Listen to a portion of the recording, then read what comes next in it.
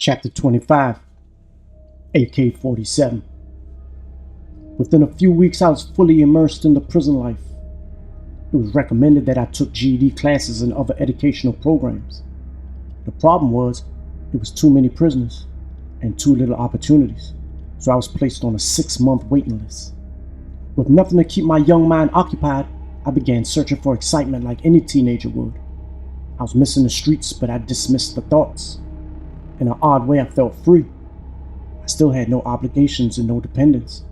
I could still daydream and live in my thoughts.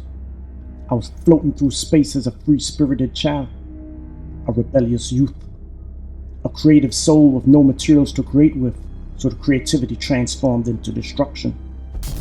I found out a guy in another dorm did tattoos. I wanted a tattoo, something to remind me of the streets.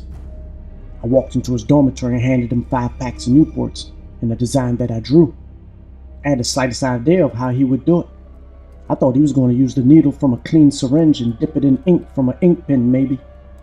But no, he had a tattoo gun made from the motor of a Walkman, and the needle was made from sharpened guitar strings. The ink was melted chess pieces. I got an AK-47 tattooed on my stomach, right under my chest. Chapter 26, Mental Note. With my new tattoo and my body getting sculpted from doing 100 push-ups every day, I would sometimes drop the top, take my shirt off. I would do a few sets on a pull-up bar and then walk the yard like I was the strongest man on the compound. Until one day I saw Mike Tyson on the weight pile.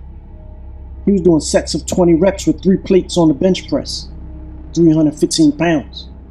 This dude looked just like Mike and was built like him, but he had on makeup and eyeliner. I decided to put my shirt back on and walk in the opposite direction. I heard he was attracted to young men. Only a nice-sized street knife could take him down with shots to the neck.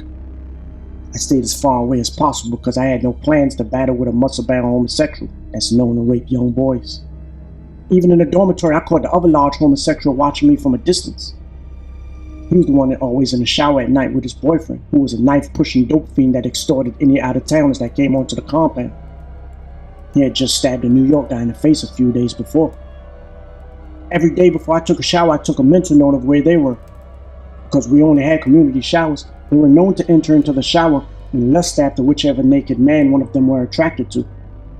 I heard that if they were rebuffed, they would beat the man up and stab him. But even though they knew who to try, I still sharpened my knife a little sharper just in case either one of them tried something. I knew I wouldn't hesitate to kill them if they ever did. I knew I had to keep the advantage in my favor because they were much larger and stronger than I was. So I would mount a surprise attack and my aim would be straight for the jugular. I kept my knife wrapped up in an extra wash rag while taking a shower.